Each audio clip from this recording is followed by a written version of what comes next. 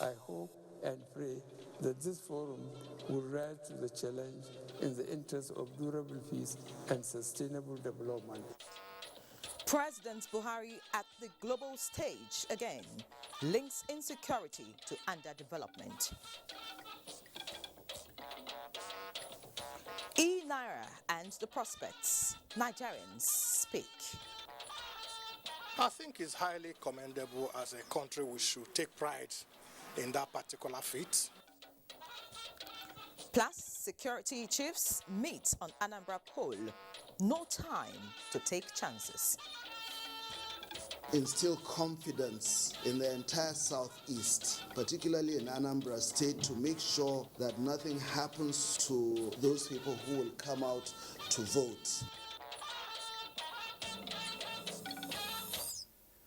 Good evening and welcome to NTA Network News. I am Ian Ray John.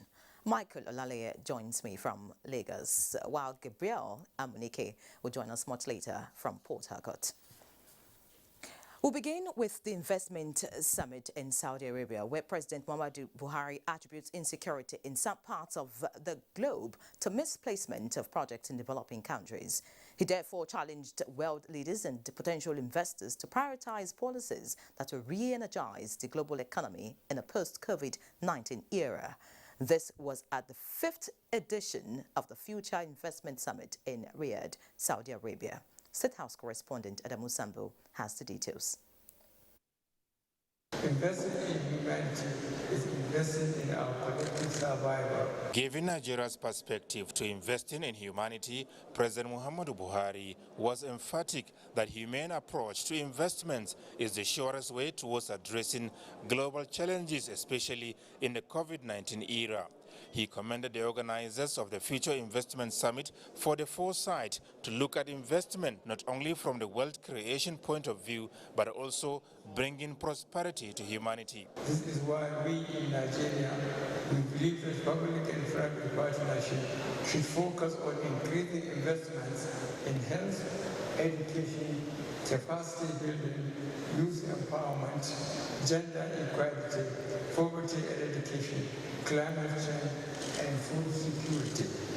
We are quick to realize that long-term peace and stability of our country is dependent on having inclusive and humane policies. The president is, however, reminding participants that without relieving debtor countries from the crushing effects of the debt burden, the objectives of getting the desired investment in humanity cannot be realized. These nations, he said, increasingly allocate substantial resources towards external debt servicing and repayment at the expense of services that contribute to the overall well-being of their population. Nigeria is Africa's largest economy and most populous nation. Our economic reforms, which focus on humane investments, are ideal for investors looking to have profitable returns while positively impacting the citizenry. Infrastructure investment represents significant potential for investors in Nigeria. We have opportunities in seaports, rail, toll roads, real estate, renewable energy, and many others. We have created several institutions that are available to co-invest with you in Nigeria. President Buhari used the opportunity to showcase Nigeria and her enormous potentials in critical economic sectors, especially in agriculture, mining, and ICT. As we strive to build resilience towards a sustainable economy in our various countries, let us not forget the negative impact of climate change on our efforts to achieve this goal. Nigeria and many other countries in Africa are already facing the challenges posed by climate change. I hope and pray that this forum will rise to the challenge in the interest of durable peace and sustainable development. For President Muhammadu Buhari, apart from humane approach to investment, the global community must also sustain efforts at combating the COVID-19 pandemic, mitigating its negative socio-economic impact on societies, building resilience, as well as achieving recovery. He suggested leveraging the enormous economic opportunities that lie ahead towards satisfying the needs of humanity and indeed the planet. From Riyadh, Saudi Arabia, Adamu Sambu, NTA News. Back home, President Muhammadu Buhari, before departing Nigeria for Riyadh, Saudi Arabia, unveiled Africa's first central bank digital currency, the e-Naira, a platform designed to deepen financial inclusion and simplify transactions and its complementary role to the paper note. This has, however, created lots of reactions from Nigerians. Let's join Bosade Ebo for the responses. Nigeria has now set a standard for Africa in its financial system, being the first to launch a digital currency. Now operational, what are the prospects for the nation's payment system and the people? I think it's highly commendable. As a country, we should take pride in that particular feat. It's a big one for us as a country, which is in line with global trends. And I'm also excited with the numbers we're hearing. It's going to grow the economy expectedly over the next 10 years by $29 billion, which is huge. Personally, I think it's a very good policy. But the thing from the feelings we are getting, many people don't know much about it. So there is still room to engage people, to get to know, so that they will participate actively. And again, so that we're not creating a product for very few people in the society. We're creating a product that will run across, because we have quite a number of people at the bottom of the pyramid who needs to be included. Experts say the digital currency system would improve cross-border trade, enhance monetary policy, as well as the local and diaspora payments, among others, will take desired shape. Bosede Ebo, NTA News.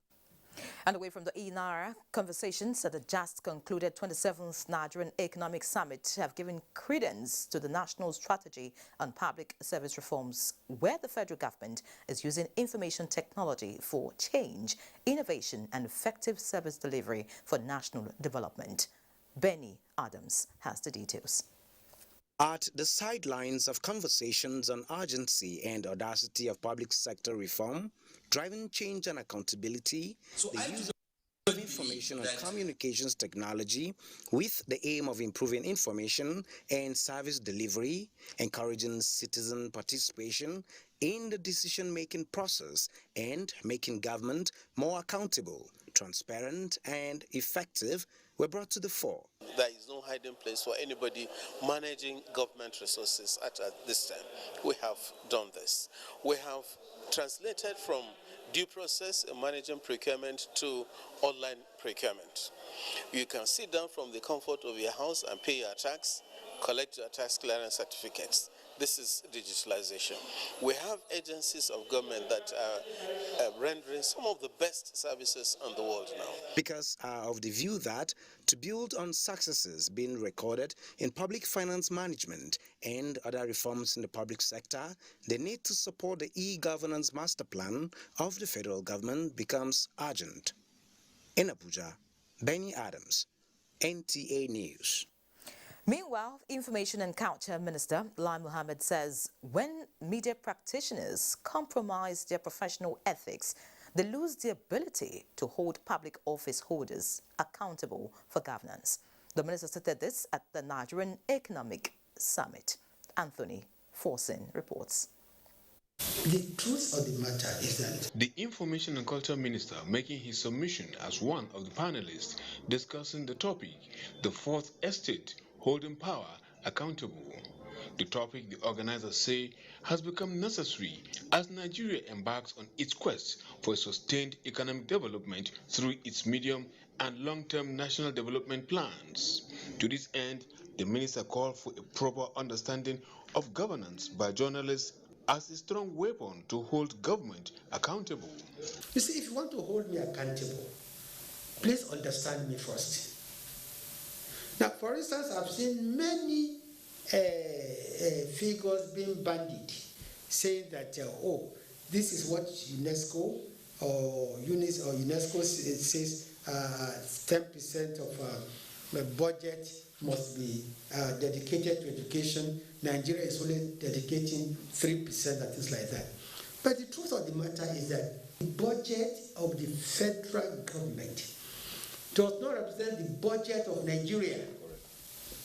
And this is where it pains me that the media, year in, year out, are repeating the same mistake. The minister's submission also touched on the dangers of fake news. The truth of the matter is that we're not talking about neutral, we're not talking about bias, we're talking about fake news.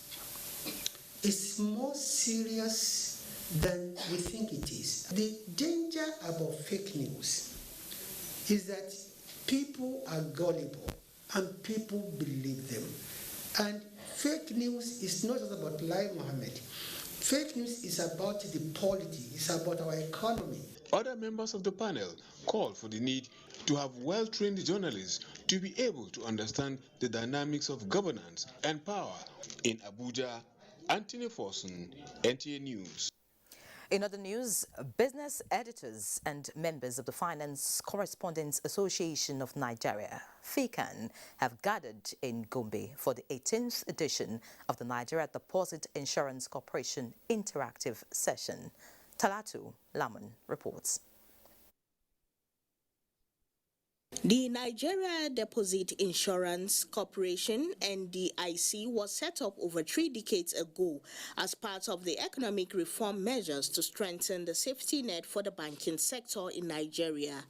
The agency protects depositors and guarantees settlements of insured funds, as well as maintain financial system stability through bank supervision, among other mandates. To reposition the operations of the NDIC in response to the challenges posed by the COVID-19 pandemic, critical stakeholders gathered to chart a way for a well-informed reportage and sensitization of the mandates of the corporation. All we need to do is to sensitize the banking public so that they can be aware that such documents exist, so that they are not unduly overcharged by the banks. With the theme, enduring extreme disruptions, resilience and reinvention for banking system stability and deposit insurance, experts say it is an appropriate strategy that is required to build resilient financial system in the nation. The knowledge you have that helps you or will help you to position yourself for today, tomorrow, and the future. The intent, of course, is for them to enhance their capabilities for a better reportage in financial and banking matters so that the citizenry and the banking public will be better informed. Facilitators and participants were drawn from the Central Bank of Nigeria, other financial institutions and media organizations in Nigeria.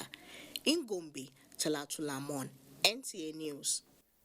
Now time for business news with Benny Adams. Henry, thank you, and welcome to Business. In a bid to hasten industrialization of the rural economy, the Small and Medium Enterprises Agency of Nigeria, SMEDAN, under its One Local Government, One Product initiative, has so far covered 364 local government areas across the country. The signing of agreements between the agency and 6 microfinance banks from Rivers, Edo, Plateau, Kaduna, Imo, and Borno states is to aid the planned coverage of another 212 local governments in 2021, with the remaining 198 to be covered in 2022 by disbursing funds and at the same time at when due. For local governments and promoting one cooperative in each of the local governments. And by the year 2023, we will go back to the second cycle of the project. We have so far awarded some cooperatives with more funds because of their outstanding performance. SMEDAN says the benefiting cooperative groups enjoy 30% working capital as grants from the federal government, while 70% is loan. to be repaid.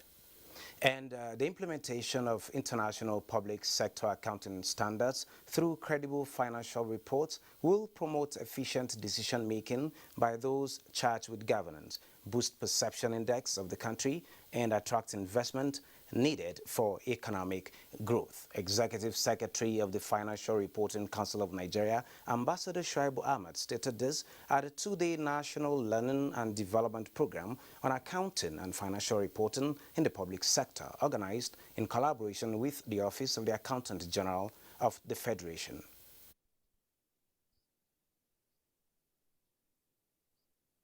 A total of 115 public sector entities comprising of government parastatals, government agencies, and government business entities have filed their annual financial statements with the Financial Reporting Council. This is a very significant progress.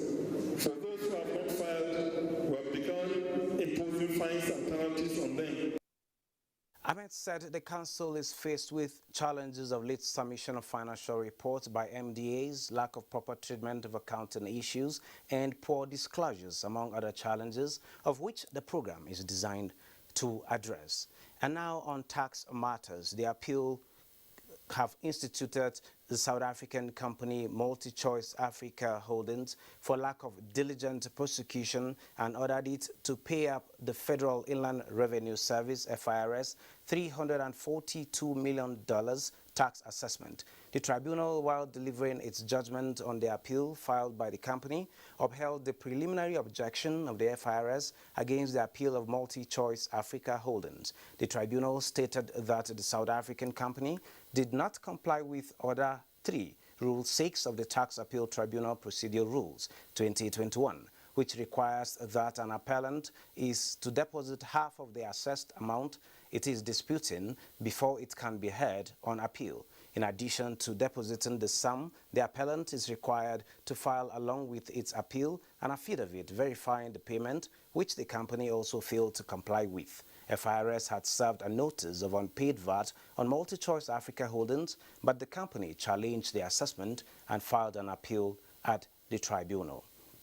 And lastly, the capital market, the all-share index appreciated on a neutral lane as market closed 41,814.94 basis points, while equity capitalization is 21.8 trillion naira. 353.2 million shares valued at 5.5 billion naira exchanged hands in 5,322 deals, with FBNH and Guarantee Co. and the Universal Insurance-led market gains. That is business news. Network news continues after this break. Thank you for staying. And back to the investment summit ongoing in Saudi Arabia, members of the Nigerian delegation have been speaking on the tremendous benefits the nation can derive from its strong participation at the Future Investment Summit. Speaking to newsmen in Riyadh on the sidelines of the event, the delegates promised to leverage on President Buhari's enormous international network with key partners towards unlocking the nation's potentials for greatness. State House correspondent Adamu Sambo brings us details. The delegates, comprising movers and shakers of the nation's economy, are in Riyadh to mingle and network in support of President Buhari's economic diversification drive towards achieving sustainable growth trajectory for Nigeria. The president's address to participants, they say, provided the desired impetus in marketing Nigeria and the enormous potentials that abound to be explored and exploited. Mr. President's address, I think, will galvanize quite a lot of people that do not understand, Nigeria. Now I'm sure they will. There are opportunities and, there are a lot of potentials, in Nigeria. And we're making efforts to ensure that we get a lot of investments into Nigeria. The President covered all the areas regarding Nigeria's drive for diversification, its its actions in combating security and creating an enabling environment for business and investment. And it was a very well-received speech by the members at the conference. And Mr. President has really did market Nigeria extremely very well, mention all the achievements of the government. Apart from that, all areas where people can go and invest in terms of solid minerals, in terms of agriculture, the population, the size of Nigeria's economy. I think Mr. President has actually done a great job. And I was quite impressed with the roll call of successes that he was able to capture and relay to the audience. Nobody builds anything alone, and perhaps the money we need to deliver on the infrastructure gap in Nigeria is not going to come from Nigeria. So it's absolutely critical that we're sitting here with the right people, getting our place at the table to make sure that we're able to really build out the investment pipeline that we need. While expressing absolute confidence in the ability of Nigeria to drive maximum benefits from the summit, the business and economy leaders believe that the recent launch of the e-Naira was not only timely but well thought out. Any system that can pull our resources together and digitalize our currency and ensure that it's easier for people to move money around means goods and services also get to move faster around the economy, which means economic growth. We have confidence in Nigeria. It is not government's job to create jobs.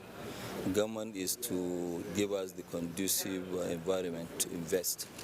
And since they have done that, we need to make sure that, yes, we partner with the government and, put in our own money and take the risk. Anybody wishing to do business in Africa must first do business with Nigeria, because if you don't do business in Nigeria, you're not doing business in Africa. So we believe that we should come out here. It's an international forum. We should let the world know the Nigerian story. Mr. President has laid the foundation, calling for investors to come to Nigeria. The petroleum sector especially is very ready for investors now. Already there are a lot of interest that is being shown by even companies that are already inside Nigeria. I mean, all the IOCs are willing to invest more in the country. And for me, that is actually a vote of confidence. That is what we really wanted. When 5G is deployed, it is going to open many opportunities in all other sectors, in health, in education, in tourism, in agriculture, in all other sectors, in petroleum, in industry, in trade, and in many more. More than 2,000 missions and 5,000 company leaders, policymakers, investors, and innovators from across the world are participating at the three-day event themed Invest in Humanity. From Riyadh, Saudi Arabia, Adamu Sambu, NTA News. And on the Nigerian Economic Summit, Vice President Yemi Osinbajo has expressed optimism that Nigeria will be a great nation with the policies put in place by the federal government. The Vice President said this at the closing of this year's Nigerian Economic Summit in Abuja. State House correspondent Didi Onifade reports. It is time for a conversation with the Vice President at the 27th edition of the National Economic Summit. The conversation is on visualizing a Nigeria of the future. How can we, as a nation, go into that rarefied space of double-digit economic growth? Key issues that I think we should look at are, first, the very notion of a productive economy. An economy that is focused on productivity. For exactly an hour, Vice President Yemi Osinbajo answers questions in the areas of political economy, sustained economic growth, digital transformation, quality of life, and opportunities in Nigeria. The theme for me is the whole question of an economy that focuses on value addition. Vice President Osinbajo speaks on the need for relevant education for young Nigerians and adequate training for teachers, making good health care a priority and focus on value addition. On the question of zero emission in mitigating the effect of climate change, the Vice President reiterates his call for a fair and just deal for Africa. We can see that there's a will to do things, there's energy, there is, resilience, resourcefulness. So my take is that This country is one that is waiting to happen, and it will happen, you know, and it will take all our resources and all of our own, all of our effort to make it happen, and it will happen. And describing the youths as the greatest asset of the country, Vice President Osinbajo says it is of utmost importance to create an environment for them to function and have easy access to funds. Before drawing the curtains on the summit, Vice President Osinbajo also witnessed the signing of an MOU between the Office of the Head of the Civil Service of the Federation and the Aniagolu Foundation on the implementation of an enterprise content management system. In Abuja, Jide Onifade, NT News. And away from the summit, the travails and resilience of displaced people of Borno State, Nigeria, were highlighted in the documentary premiered in Abuja by the European Union. EU head of delegation and ambassador to Nigeria, Samuela Isopi, believes the documentary entitled Hope will create more awareness on the plights of the Borno people and the humanitarian interventions of the EU since 2014. Charles Alpha reports. Shot in one of the Borno State's volatile towns, Bama, a town of over 250,000 inhabitants, Hope is a documentary on the ravaging effects of insurgency on the displaced populations in northern Nigeria. Hope followed the steps of an 11-year-old girl, Mariam Ibrahim, whose father was killed when Bama was taken over by insurgents in 2014. Boko Haram go to our village, kill many people, and we leave the village, come to Maiduguri. Everywhere now is peaceful. The documentary seeks to create awareness and build a bridge of empathy while highlighting EU's interventions in several humanitarian crises in a bid to build the Northeast while easing the plights of the people. Shooting a documentary like this wasn't an easy task because it involved a lot of security arrangement. It involves traveling even to the areas where it is called the theater of war. What struck me really is the courage of these people, the courage of after what they've been through. Samuela Isopi, head of the EU delegation and ambassador to Nigeria, performed her first major diplomatic assignment when she officially presented the documentary to the public in Abuja. Despite all the challenges, there is always hope. Hope for a better future. Regions in the Northeast and the population that are suffering from insurgency will very much remain at the center of our attention, at the heart of the support that the European Union will provide in the future. Between 2014 and now, the EU said it has spent well over 345 million euros in providing basic needs. The documentary was funded by the European Union and produced by Fact Story. Charles Alpha, NTA News. Let's join Michael in Lagos for more reports.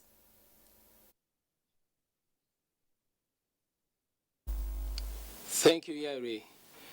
Nigerian women have the potential to change the narrative of leadership, as well as revamping the nation's economy if given a chance to occupy the highest political office in the country.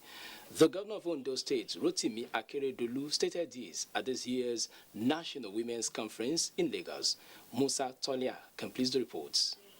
Ondo State Governor Rotimi Akeredolu told participants at the National Women's Conference that there is need for a paradigm shift in political leadership to explore the potentials of women who are capable of sanitizing the political space to provide exemplary leadership. If we have few women among us, things will have been better. Don't leave politics to men alone. Governor Babajide Sanwo-Olu urged women to assert themselves as enablers and catalysts for national cohesion and development. He, however, enjoined them to get vaccinated and continue to uphold the non-pharmaceutical protocols of COVID-19. The charge out here today is for you to be a lot more resilient, to be aware of your environment, to have a new approach to doing things. It's time to assert ourselves and contribute positively to our society. The First Lady, Aisha Buhari, who was represented, advised women to support their husbands to come up with policies to promote good governance. I'm therefore confident that the intellectual discourse resulting from this conference will positively impact on the lives of Lagosians and Nigeria in general. The three-day annual National Women's Conference is 21st in series, and it has the theme Awake in Lagos. Musa Toliat, NTA News. In furtherance of its mandate of promoting and propagating the African values, the Center for Black and African Arts and Civilization, CBAC, is adopting human capacity development as a tool for preserving vital elements of the African culture. The Director General of the center is optimistic the training will change the fortune of young people. The simple notion that a woman changes her hairstyle for an average of 150 times in a lifetime was enough to inspire Angela Eyakosi to start a trade in braided wig. Today, she is not just established in the business, but has directly trained 2,500 people with over 200,000 benefiting across the value chain. There's a market, there's a gold mine that we're sitting on as African people, especially women. With the mandate to position various elements of culture to solve socio-economic challenges of African people, CBAC is using a similar platform to recreate a new form of expression beneficial to the black race. African hairdo, art and bead making are all means through which we recreate and celebrate our historical past. Startup keys and scholarship were given to participants to fast-track their developments. The Zulu tribal dance also set the tune for a symposium on Black and African people, resurgent racism, and the challenges of development in the 21st century, globalization, and the upsurge in identity consciousness. Intentionally, we must teach our children our language. Don't let anybody define you. At the end of the workshop, the consensus is that skill acquisition done around preserving the African culture and basic knowledge on the history of the African continent must be included in school curriculum. This is NTA Network News. More reports after this break. Please stay. Glad to have you back. Nigeria's Security High Command is making critical appraisal of its apparatus ahead of a peaceful conduct of Anambra's 6th November poll. Abubakar Usman Akwanga reports that this time around, the National Security Advisor, Major General Babagana Mogano, is strategizing with service chiefs and Inspector General of Police to ensure there is no breach of public order. In less than 2 weeks to Anambra poll, top security brass in the country are meeting to review measures against growing threats to peace and stability of the state. The business of this high-powered security engagement is to warn mischief makers to steer clear and allow Anambra citizens to exercise their franchise without intimidation. Ours is to instill confidence in the entire southeast, particularly in Anambra State, to make sure that nothing happens to those people who will come out to vote. The National Security Advisor, Major General Babagana Mungono, says the role of the military is to provide second-layer support and task them to be professional. They must make sure that they do not allow themselves to be provoked, while of course we've made them to understand that they owe themselves also a responsibility to stay alive. We want to assure you that the election will hold. Government is ready to provide security for those who are law-abiding to go about their lawful businesses. The General Security Appraiser is coming after a series of engagement to strategize towards achieving a hitch-free, credible and transparent election that will reflect the popular will of the people. In Abuja, Abubakar Usman Akwanga, NTA News. Meanwhile, the Inspector General of Police, Usman Akalibaba, has overhauled the security landscape in Anambra State ahead of the November 6th governorship election. Francis Form reports. A statement by the force indicates that the overhauling includes the deployment of Deputy Inspector General of Police Joseph Egbunike, DIG Egbunike is to be assisted by the DIG in charge of operations, acting DIG Zaki Ahmed. Other strategic commanders deployed to the state includes 5 Assistant Inspectors General of Police, 14 Commissioners of Police, 31 Deputy Commissioners of Police, and 48 Assistant Commissioners of Police. The statement further explains that the senior officers are to coordinate human and other operational deployments in the 3 senatorial districts, 21 local government areas, and 5,720 polling units in the state.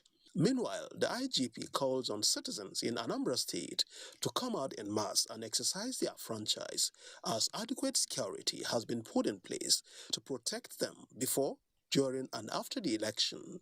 Franks is from NTA News. And still on the Anambra poll, as part of preparations towards ensuring a smooth conduct of the forthcoming Anambra governorship election, the Corps Marshal, Federal Road Safety Corps, Buboyi Oyeyemi, has ordered operatives of the Corps deployed to cover the election to ensure effective collaboration with the Nigerian police force and other security agencies in the enforcement of restrictions on vehicular movement. The Corps operatives deployed to cover the election have equally been mandated to clear obstructions from the roads, carry out rescue operations in case of emergencies, and maintain orderliness in polling booths to ensure that the Corps plays effective role in the elections. The Corps Marshal has directed the deployment of adequate number of personnel of the Corps and vehicles, including tow trucks, ambulances, to strengthen enforcement of restrictions during the entire process of the election. In other news, the Nigerian Television Authority has again received a pat on the back from the House of Representatives for judicious management of resources, as evident in its budget performance for 2021. It was at an appearance before the House Committee on Information for Budget Appraisal and Projection. National Assembly correspondent Lamiali reports. As the Farmers Public Television Broadcast Media for Nigeria, the committee says NTA has been efficient in service delivery. DG NTA, good presentation. I also want to congratulate you on your budget performance 2021, because if we look at it very well, you perform all round. NTA has the best hands in this country, and I can tell you that almost all the stations, almost all the television centers in this country, most of their staffs are from NTA. The chairman of the committee, Segun Odebumi, used the opportunity to urge government-owned information dissemination outfits to do more on youth development. If you consider what is really going on in the country right now, every agency needs to contribute a lot in developing our youth. The Director General of the NTA, Yakubu Ibn Mohammed, appreciated the efforts of the committee in its passion for adequate funding, stressing that this would enhance the digitization process. We have competition among other issues. The competition, for example, not every part of NTA is digitized, So, for example, you have a digital camera, you go out with a digital camera, you bring in pictures using a digital camera. Then in the process of transmission, you transmit using analog equipment. So at the end of the day, the pictures are not as bad as they should be. Other organizations, as the Budget's Defense, also highlighted challenges in their operations due to paucity of funds. We are facing the same challenges of equipment being viewed as government-owned media houses that that we are expected to give free coverage despite some of the costs that we have to bear. If our agency is well funded and we are able to live up to the expectation, we will create more jobs. We have 813 offices around the country. We cannot even say that any of our state offices receives as minimum as 10,000 naira a month. The committee will soon go on oversight for physical and other assessments of the various agencies. From the National Assembly, Lami Ali, NTA News. Now time to join Gabriel in Port Harcourt for more news.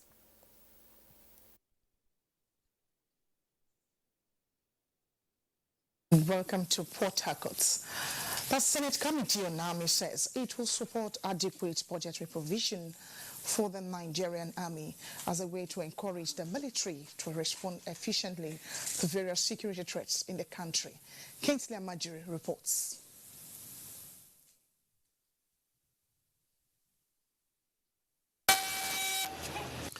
The committee is in Rivers State on a working visit to 6th Division Nigerian Army Port Harcourt.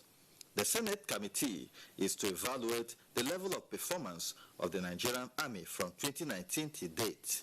This is in preparation for the 2022 budgetary provision. The Army of today needs to be encouraged because they are facing, for us, the challenges that has bedeviled the nation. And so far, we are highly impressed with their performance. The senators also advised the Nigerian military to exercise caution and apply the rules of engagement in its internal security interventions. GOC 6th Division Nigerian Army Major General Sani Mohammed sees the visit as important as it provides the platform to see the impact of government investment in the Nigerian Army. So across divisions, which covers all the troops are working in collaboration with other security agencies, and this has assisted us greatly maintaining the relative peace that we are enjoying here. The senators visited Baabi community in Kana local government area of Rivers State, where the Nigerian Army is funding a water project. In Port Harcourt, Kingsley Amajiri, NTA News. Chief of Defense Staff General Lucky Rabo says Defense Headquarters is committed to increase local manufacturing of military hardware to help in the fight against criminality in the country. Again, Kingsley Amajiri reports. These 4 semi-ballistic armored gunboats were locally manufactured by the Nigerian Navy Shipyard Limited. It is a project awarded by the Defense Headquarters to properly equip the Nigerian Navy towards responding effectively to security threats in the Niger Delta region.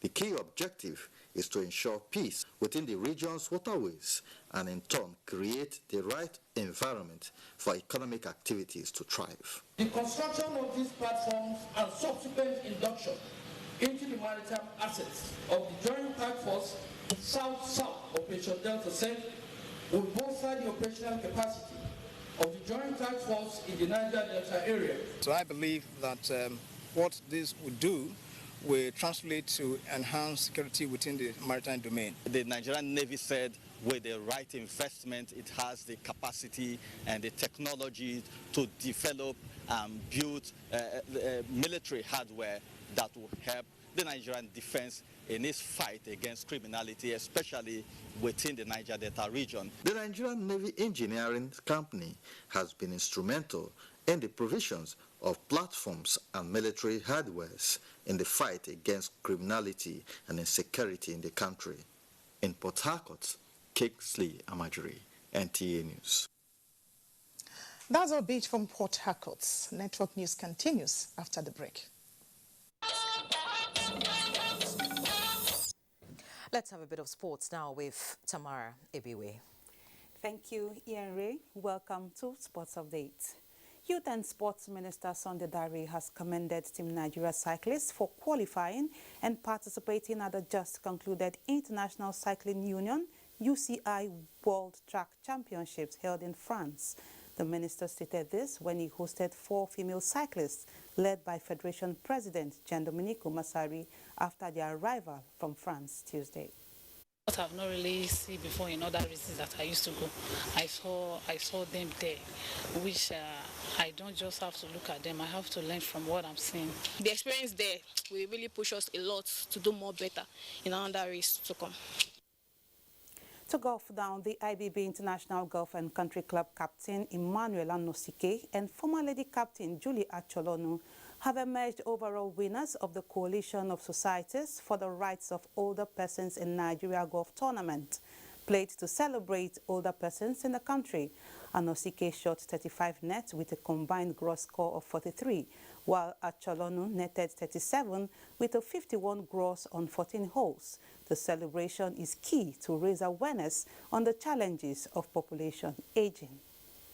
We've done a couple of things. We have played a football match for older persons. We've gone to a rural area to distribute things to older persons.